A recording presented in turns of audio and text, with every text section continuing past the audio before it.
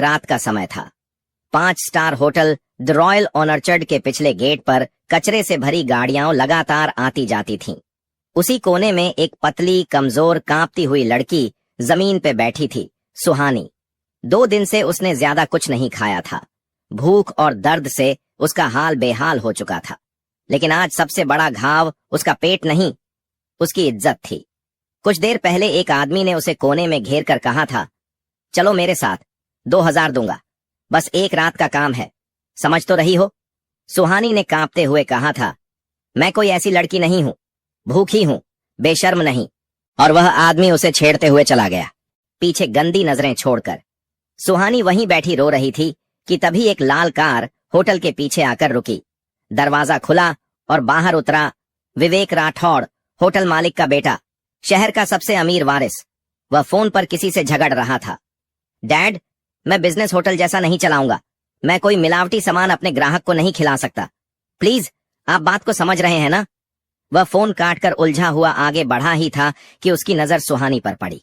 वह झिंका, एक मामूली गरीब मगर बेहद खूबसूरत लड़की कचरे के ढेर के पास बैठी रो रही थी। विवेक धीरे धीरे उसके सामने आकर खड़ा हो गया। सुहानी ने डर कर कहा, मैं भीख नहीं मांग रही, मैं बस जा रही हूं। विवेक शांत स्वर में बोला, तुम्हें किसी ने सताया है? सुहानी ने जवाब नहीं दिया, बस नजरें चुरा लीं। विवेक उसके कंधों पर पड़े नीले निशान देख चुका था। उसके मन में हल्का सा दर्द उठा। उसने जेब से पैसे निकालने की कोशिश की, आदत थी उसकी, लेकिन फिर रुका। वह झुककर बैठ गया और पूछा, खाना खाओगी? सुहानी चौंकी। उसी सवाल ने अभी कुछ देर पहले उसकी आत्मा को चोट पहुंचाई थी, लेकिन इस आवाज में हवस नहीं, चिंता थी। वह बहुत धीरे से बोली, हाँ, लेकिन मैं भीख नहीं लेती। विवेक ने सिर हिलाया। तो नौकरी करोगी? सुहानी की आंखें फैल गईं। नौकरी?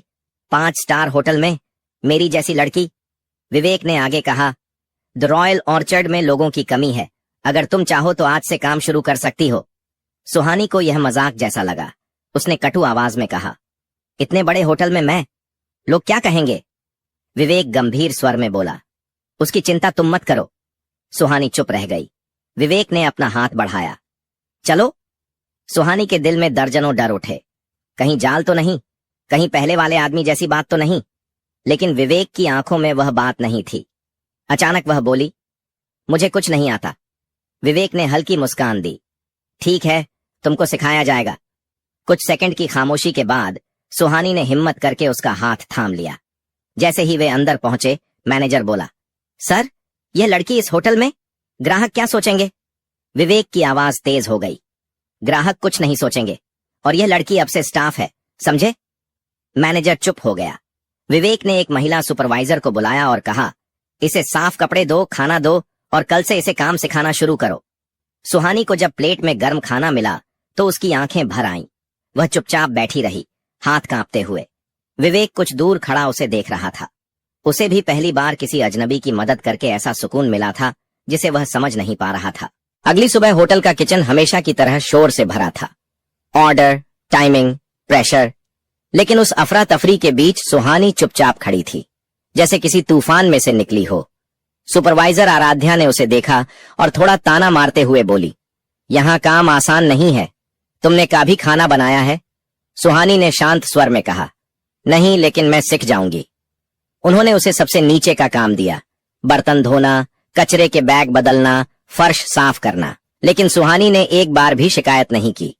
उसके हाथ छिल गए, उंगलियां लाल हो गईं, धोते धोते कलाई अकड़ गई।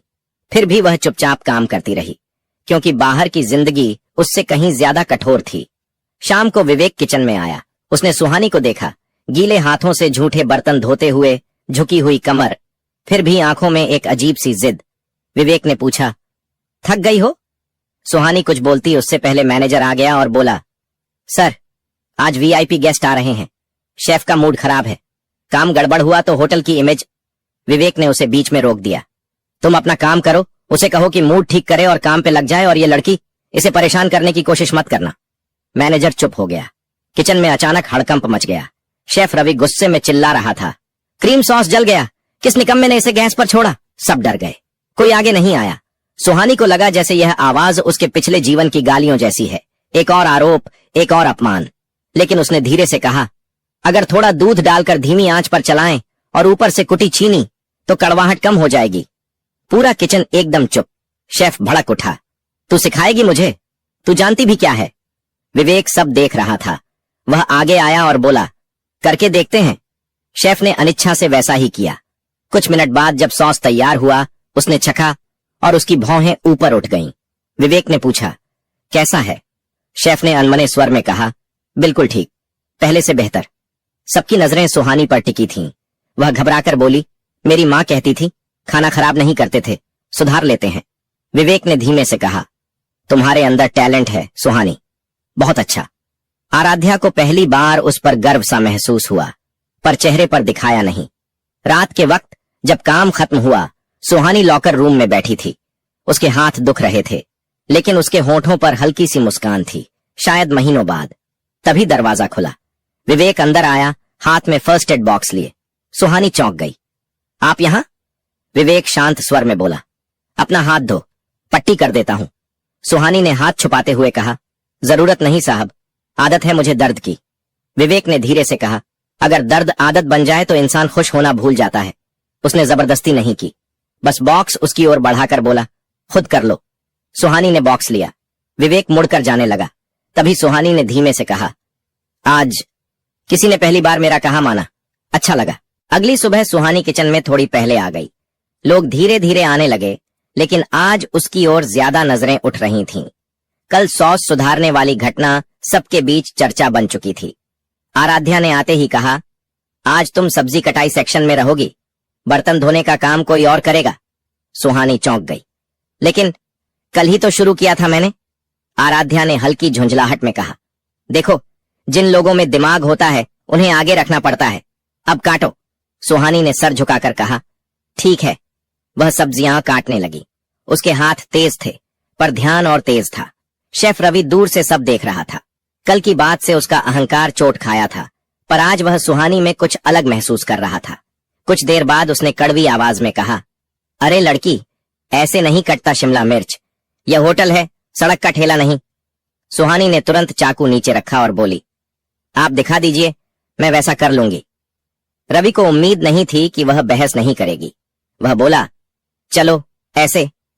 सुहानी ध्यान से देखती रही, फिर दोबारा काट कर दिखाई। इस बार शेफ ने अनिच्छा से कहा, ठीक है। दोपहर में अचानक हॉल से आवाज आई, ऑर्डर रद्द कर दो, ये क्या बना दिया तुम लोगों ने?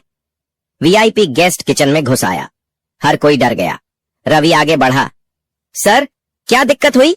गेस्ट ने प्लेट मेज पर पटक दी, ये पास्ता ओवरकुक्ड है, ये 5 स्टार होटल है या चैरिटी किचन? सन्नाटा छा गया। विवेक भी उसी समय अंदर आया और बोला, सर मैं देख लेता हूं, आपको नया डिश मिलता है, 2 मिनट। गेस्ट गुस्से से बाहर चला गया। रवि तनाव में पैर पटकते हुए बोला, अब इस हालत में 2 मिनट में नया पास्ता कैसे बनेगा? सुहानी आगे आई, मेरे पास एक आइडिया है। रवि भड़क उठा, अब यह भी बोल देगी कि इटालियन खाना भी बनाना आता है। सुहानी ने दृढ़ता से कहा, मुझे ना इटालियन पता है न पास्ता, पर बिगड़े हुए खाने को कैसे सही करना है यह पता है। विवेक ने कहा, बोलो। सुहानी ने पास्ता उठाया, उसकी बनावट देखी और बोली, इसे पैन में डालिए, फिर थोड़ा सा बटर और लहसुन। ओवरकुक्ड पास्ता बटर पकड़ लेता है और सॉफ्ट का टेक्सचर छुप जाता है। ऊपर से फ्रेश हर्ब्स और चिल्ली फ्लेक्स डालकर क्रंच दे दीजिए, स्वाद बैलेंस हो जाएगा। रवि चुप हो गया। विवेक बिना समय गंवाए बोला, करो। 2 मिनट बाद प्लेट सजकर तैयार थी। विवेक खुद गया और गेस्ट को दी। 1 मिनट बाद गेस्ट वापस आया, पर इस बार चेहरा शांत था। अब ठीक है, गुड। हॉल में सन्नाटा, किचन में सबकी नजर सुहानी पर। रवि धीरे से बोला, यह लड़की जुगाड़ जानती है। सुहानी ने धीमे स्वर में कहा, गरीबी में यही तो सीखते हैं, जो है उसी से अच्छा कैसे बनाया जाए। विवेक की आंखों में गर्व चमका। शाम के समय जब सब जा रहे थे, आराध्या ने सुहानी से कहा, तुम जल्दी सीखती हो, लेकिन अगर किसी ने परेशान किया मुझे बताना। सुहानी मुस्कुराई नहीं, पर बोली, धन्यवाद मैम। जैसे ही वह बाहर निकली, विवेक रिसेप्शन पर खड़ा था। उसने पुकारा, सुहानी। वह रुक गई। विवेक उसके सामने आया। आज तुमने फिर होटल को बचाया है। सुहानी ने आश्चर्य से कहा, मैंने तो बस जो याद आया बोल दिया। विवेक गंभीर स्वर में बोला, यही तो फर्क है, बाकी लोग किताबों से सीखते हैं, तुम जिंदगी से सीखती हो। सुहानी का दिल तेजी से धड़कने लगा। वह कुछ नहीं बोल पाई। विवेक ने कागज बढ़ाया। यह तुम्हारी ज्वाइनिंग फॉर्म है। आज से तुम ट्रेनिंग किचन असिस्टेंट हो, सैलरी भी शुरू। सुहानी कांप गई। सैलरी? मैं इतने लायक नहीं, विवेक ने बीच में कहा। तुम लायक हो, और इससे भी ज्यादा। कुछ क्षण दोनों चुप रहे। फिर सुहानी ने सबसे धीमी आवाज में कहा, धन्यवाद साहब जी। सुहानी अब ट्रेनिंग किचन असिस्टेंट थी। एक दिन 2 वेटर उसकी पीठ पीछे बोल रहे थे, सुना है इसे विवेक सर खुद लेकर आए थे। हाँ, तभी तो इतनी जल्दी प्रमोशन मिल गया। होटल में सब समझते हैं, पता नहीं कैसे इसने सिर को अपने जाल में फंसा लिया। सुहानी ने सुना। दिल में चुभन हुई, लेकिन उसने जवाब नहीं दिया, क्योंकि गरीबी ने उसे सिखाया था दुनिया की हर आवाज का जवाब देना जरूरी नहीं। उसी शाम एक बड़ा इवेंट था, होटल की सालगिरह। बहुत से बिजनेसमैन और मीडिया आने वाले थे। शेफ रवि तनाव में था। वह चिल्ला रहा था, सब कुछ परफेक्ट होना चाहिए, एक गलती भी नहीं। लेकिन अचानक एक टेबल से तेज आवाज आई, अरे ये क्या किया है आपने? ये खाना हमारी डिश से मैच नहीं कर रहा। ये किसी एग्जीक्यूटिव गेस्ट का बुरा फीडबैक था। रवि घबरा गया। स्टाफ इधर उधर भागने लगा। विवेक तुरंत पहुंचा। क्या हुआ? गेस्ट ने कहा। स्वाद मिसमैच है, बिल्कुल अलग। रवि बड़बड़ाया, मेरे सेक्शन की डिश तो परफेक्ट थी, ये कैसे? तभी सुहानी आगे आई। क्या मैं प्लेट देख सकती हूं? सब चुप हो गए। विवेक उसकी ओर देखने लगा। सुहानी ने डिश देखी, चखी और बोली, इसमें जो बेस मसाला है वो हमारे वाला नहीं है। किसी ने गलती से स्टॉक रूम का पुराना मसाला उठा लिया है। रवि डर गया। क्या? तुम कैसे पहचान पाई? सुहानी ने कहा, जो मसाले मैंने बनाए थे उनमें हल्की खुशबू थी, इसमें नहीं है, यह कच्चा है। विवेक ने तुरंत आदेश दिया, नया बेस बनाओ अभी। रवि बोला, पर इतना जल्दी? सुहानी धीमे स्वर में बोली, मैं बना दूं? रवि, मैनेजर सब चौंक गए। विवेक तुरंत बोला, यस, गो अहेड। सुहानी किचन के बीच में खड़ी हुई।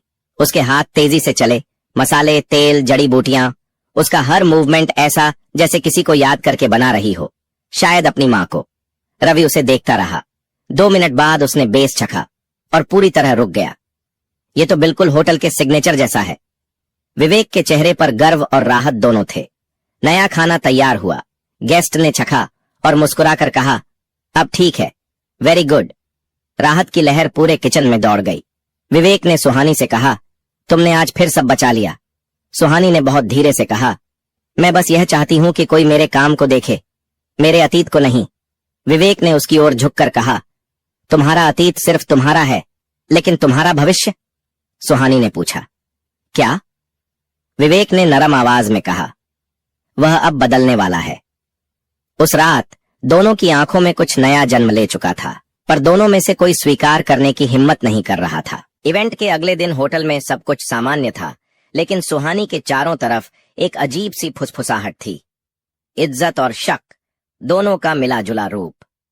आराध्या उसके पास आई और हल्की मुस्कान के साथ बोली, कल अच्छा काम किया।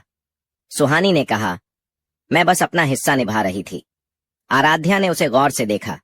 तुम्हारे अंदर कुछ अलग है गर्ल। सुहानी जवाब देने ही वाली थी कि मैनेजर ने उसे आवाज दी, तुम्हें विवेक सर के केबिन में बुलाया है। वह धीरे धीरे केबिन पहुंची। दरवाजा आधा खुला था। भीतर विवेक किसी पर फोन पर गुस्सा कर रहा था। मैंने कहा था उससे दूर रहो, उसे परेशान करने की हिम्मत कैसे हुई? सुहानी ठिठक गई। यह बात क्या उसके बारे में थी? विवेक ने जैसे ही उसे देखा खुद को संभाल लिया और फोन काट दिया। अंदर आओ। सुहानी चुपचाप बैठ गई। विवेक कुछ सेकंड उसे देखता रहा, फिर सीधे मुद्दे पर आया। स्टाफ में कुछ लोग तुम्हारे बारे में गलत बातें फैला रहे हैं। मैं चाहता हूं कि तुम जानो, उसमें तुम्हारी कोई गलती नहीं है। सुहानी ने धीमे स्वर में कहा, मैं ऐसी बातें सुनने की आदी हूं, लेकिन मैं नहीं। विवेक का स्वर थोड़ा कड़ा था। मैं नहीं चाहता कोई तुम्हें चोट पहुंचाए। सुहानी उसके इस लहजे पर असहज हुई। आप ऐसा क्यों महसूस करते हैं? विवेक ने निगाहें उससे हटाईं। कुछ देर बाद बोला, क्योंकि तुम इस जगह की नहीं लगती। तुम किसी और तरह की जिंदगी की हकदार हो। सुहानी ने पहली बार उस पर आवाज उठाई। हक? मुझे कौन सा हक मिला है जिंदगी में? विवेक चुप हो गया। सुहानी की आवाज थोड़ी कांप रही थी, पर उसमें दृढ़ता थी। मैं यहां नौकरी करने आई हूं, किसी की दया पर जीने नहीं। विवेक ने धीरे से कहा, तुम गलत समझ रही हो, तो सही समझाइए। इन दो वाक्यों के बीच हवा भारी हो गई। विवेक ने गहरी सांस ली और बोला, तुम्हारी क्षमता मुझे दिखती है, बस इतना ही। सुहानी ने सिर झुका लिया। दोनों के बीच अनकहा तनाव तैरता रहा और उस अपरिभाषित भाव के डर से विवेक ने बात बदल दी। शेफ रवि को तुमसे बात करनी है, जाओ। सुहानी उठ गई, लेकिन बाहर निकलते हुए उसके कदम धीमे थे, जैसे कुछ पीछे खींच रहा हो। किचन में शेफ रवि सरप्राइजिंगली शांत था। उसने सुहानी को कुर्सी पर बैठने को कहा। कल जो तुमने किया, उसके बाद मेरे पास तुम्हें रोकने का कोई कारण नहीं है। सुहानी समझ नहीं पाई। किस चीज से रोकने का? रवि ने एक फाइल उसकी ओर बढ़ाई। ट्रेनिंग को छोड़कर सीधे जूनियर कुक की पोजीशन, ये प्रमोशन है तुम्हारे लिए। सुहानी स्तब्ध रह गई। शब्द उसके गले में अटक गए। रवि ने मुस्कुराते हुए कहा, डर मत, तुम योग्य हो। सुहानी ने फाइल पकड़ी और पूछा, विवेक सर को पता है? रवि ने उत्तर दिया, विचार उन्हीं का था, लेकिन फैसला मेरा। सुहानी फाइल लेकर बाहर निकली। दिल भारी भी था और हल्का भी। रात में वह अकेली लॉकर रूम में बैठी फाइल देख रही थी। उन्हीं पन्नों के बीच जैसे उसका अतीत भी दबा था। अगली सुबह होटल के किचन में माहौल अलग था। सब जानते थे कि सुहानी अब जूनियर कुक है, वही लड़की जिसे कुछ दिनों पहले सेडीडीडीए चेक पे खाने को तरसती थी। कुछ लोग चुप थे, कुछ तारीफ कर रहे थे और कुछ ईर्ष्या से जल रहे थे, लेकिन सुहानी शांत थी, जैसे वह खुद भी अभी इस बदलाव पर यकीन नहीं कर पा रही थी। आराध्या उसके पास आई। कभी सोचा था तुम्हें देखकर मुझे गर्व होगा? सुहानी मुस्कुरा दी। कभी सोचा नहीं था कि मैं मुस्कुरा पाऊंगी। दोनों के बीच पहली बार एक सच्ची दोस्ती की शुरुआत हुई। दोपहर तक काम सामान्य था, लेकिन विवेक पूरी सुबह किचन के आसपास ही मंडरा रहा था। नजरें सुहानी पर टिक जाती, फिर वह खुद को रोक लेता। शाम तक सुहानी ने नया डिश बनाया, सिग्नेचर ट्विस्ट के साथ। शेफ रवि ने छका और कहा, यह सिर्फ अच्छा नहीं, यह याद रहने वाला है। सुहानी ने फाइल सीने से लगाई। पहली बार उसे लगा वह कहीं पहुंच रही है, लेकिन इसी बीच एक अनचाहा मेहमान होटल में दाखिल हुआ। एक आदमी, गंदा, बिखरा हुआ, शराब की बदबू लिए। उसकी आंखें लाल थीं, चाल लड़खड़ाई हुई। वह सीधे किचन की ओर बढ़ा। सुहानी ने जैसे ही उसे देखा, उसके पैरों तले जमीन खिसक गई। वह उसका सौतेला चाचा था, वही आदमी जिसने उसकी मां को सालों तक डराया, वही जिसने उसे घर से निकाल दिया था, वही जिससे बचकर वह शहर भागी थी। उसने ऊंची आवाज में कहा, ओए, यहां छिपी बैठी है तू? किचन में सब रुक गए। विवेक दूर से भाग कर आया। कौन हो तुम? उसने कढ़ाई से पूछा। चाचा ने हंसते हुए कहा, मैं इसका खूनी रिश्ता हूं और ये लड़की मेरे पैसों की देनदार है। सुहानी कांप गई, शब्द नहीं निकल पाए। विवेक उसके आगे खड़ा हो गया। यहां से निकल जाओ, अभी। चाचा गुर्राया, तू कौन होता है बीच में बोलने वाला? विवेक की आवाज और सख्त हो गई। मैं इस होटल का मालिक हूं। सुहानी का दिल रुक सा गया, लेकिन चाचा चीखा, यह मेरी चीज है। ठीक उसी क्षण सुहानी चिल्ला पड़ी। उसकी आवाज पहली बार इतनी तेज थी, मैं किसी की चीज नहीं हूं। पूरे किचन में सन्नाटा छा गया। सुहानी के हाथ कांप रहे थे, पर आवाज मजबूत थी। मैं आपकी देनदार नहीं, आपकी कैदी नहीं, मैं कहीं नहीं जा रही। चाचा उसके पास बढ़ा, लेकिन विवेक ने उसका रास्ता रोक लिया। एक कदम और बढ़ाया तो पुलिस बुलाऊंगा। विवेक की आंखों में गुस्सा भी था, डर भी, सुहानी के लिए। उसी पल सिक्योरिटी आ गई और उस आदमी को बाहर ले गई। जाते जाते चाचा चीखा, तू वापस आएगी, तेरा सच इन सबके सामने।